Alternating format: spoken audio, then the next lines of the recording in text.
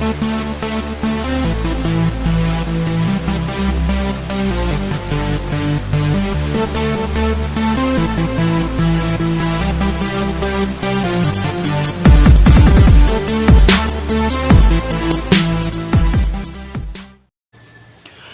happy Sunday Racing, bayang karerista. Araw nga tayo ng linggo, November 9, 2025 at may highlight race tayo, no? Yung race number 2, which is yung second leg ng juvenile stakes race at medyo maganda yan, mga 2 taon na kabayo. Okay, so simulan na nga natin. 8 karera tayo, no? Para sa araw ng linggo, start time alas 2 ng hapon. Okay, race number 1 tayo. Start ng first pick 5. Class 5, 17 to 41 bracket. Distansya, 1,400 meters.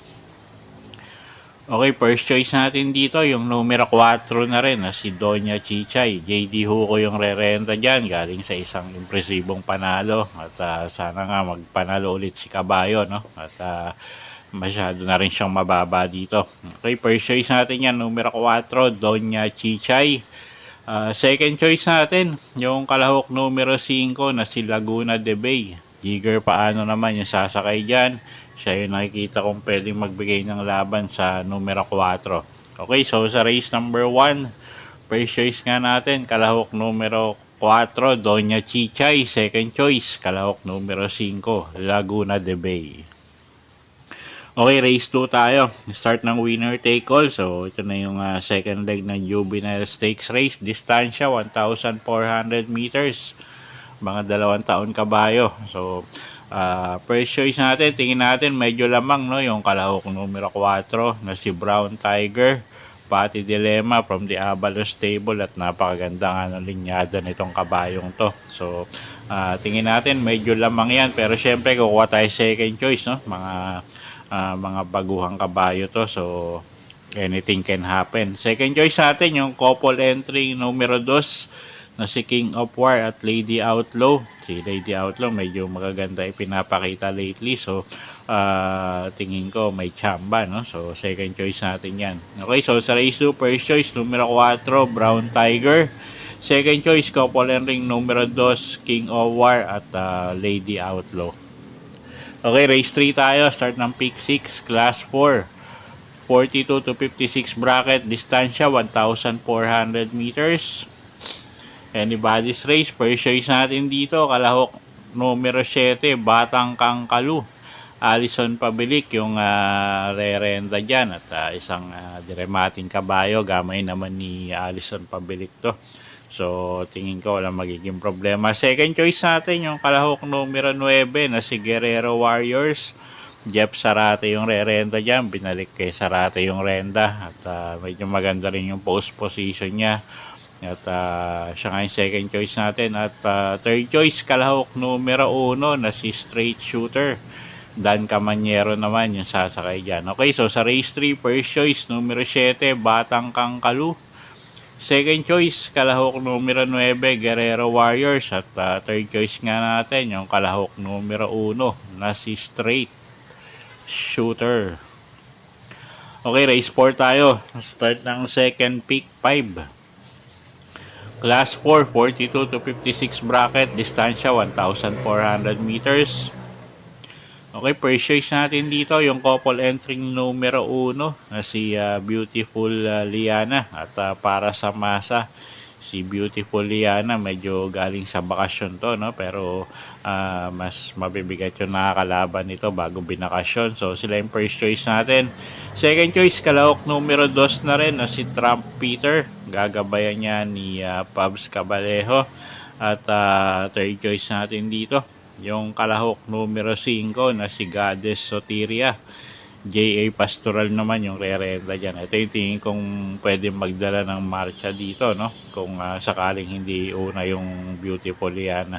Okay, so sa race number 4, first choice nga, numero 1, couple entering Beautiful Liana. At para sa masa, second choice, numero 2, Trump Peter. At third choice, numero 5, Goddess Soteria. Okay, race 5 tayo. Start ng pick 4. Class 5, 17 to 41 bracket. Distansya, 1,400 meters. First choice, numero 1 na rin na si Brown Pirate. Marcangelo Alvarez yung re-renda dyan. At medyo mababa na sa grupo yan. Medyo talasan nyo lang yung mga ano nyo, no? Mga info nyo. Dahil alam nyo naman yung connection nito. At anyway, siya na rin yung first choice natin. Masyado na rin mababa yan. Second choice, kalahok numero 8, Bohemian. Jan Alvin Gose naman yung sasakay dyan. Maganda post position. Isang diremating kabayo. Okay, so sa race 5, first choice, numero 1, Brown Pirate. Second choice, kalahok numero 8, Bohemian. Okay, next race tayo. Race number 6, Class 3, 57 to 70 bracket. Distansya 1,400 meters. Medyo mataas na grupo. First choice natin, tingin natin, medyo matibay, no? Kalahok numero 8, Resonant.